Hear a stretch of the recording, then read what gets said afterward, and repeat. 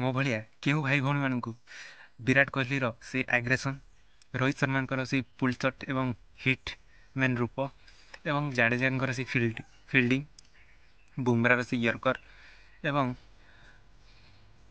ସିରାଜର ସେ ଆଗ୍ରେସନ୍ ଦେଖିବାକୁ ବହୁତ ଭଲ ଲାଗେ।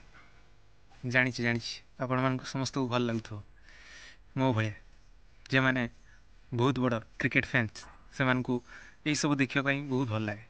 କିନ୍ତୁ ବ୍ୟାଡ଼୍ ନ୍ୟୁଜ୍, ଏବେ ଆଉ ସେଭଳିଆ କ୍ରିକେଟ୍ ଏବଂ ସେଭଳିଆ ପ୍ଲେୟରମାନଙ୍କୁ ଆଉ ଆମେ ଦେଖିବାକୁ ପାଇବା, କାରଣ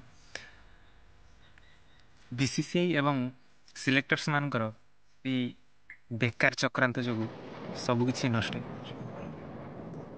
ଯେଉଁ କ୍ରିକେଟର ମାନଙ୍କୁ ଆମେ ଦେଖିକି କ୍ରିକେଟ୍ ପାଇଁ ପାଗଳ ହେଇଯାଇଥିଲେ, ଦିନେ ଛୁଆବେଳେ ଯାଇକି ଆମେ କ୍ରିକେଟ୍ ପଡ଼ିଆରେ ଖାଇ ନ ପିଇକି ପାଠ ନ ପଢ଼ି କ୍ରିକେଟ୍ ଖେଳୁଥିଲେ, ସେଇ ପ୍ଲେୟରମାନଙ୍କୁ ଆଜି ଗୋଟା ଗୋଟା କରି ବାହାର କରିଦିଆଯାଉଛି। ତାହେଲେ ଆମେମାନେ ଆଉ କାହା ପାଇଁ କ୍ରିକେଟ୍ ଦେଖିବା?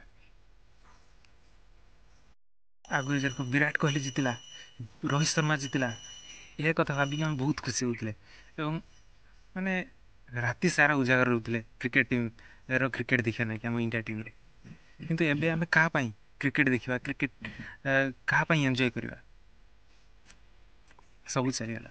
ସେ ପିଲାଦିନର କଥା ଏବଂ ସେ ପିଲାଦିନର କାହାଣୀ ଏବଂ ସେ କ୍ରିକେଟ୍ ଲଭର୍ ଏବଂ କ୍ରିକେଟ୍ ଯାହାକୁ ଆମେ ଦେଖିବା ଷ୍ଟାର୍ଟ କରିଥିଲେ, ସେ ସବୁ ପ୍ଲେୟର ଚାଲିଗଲେ।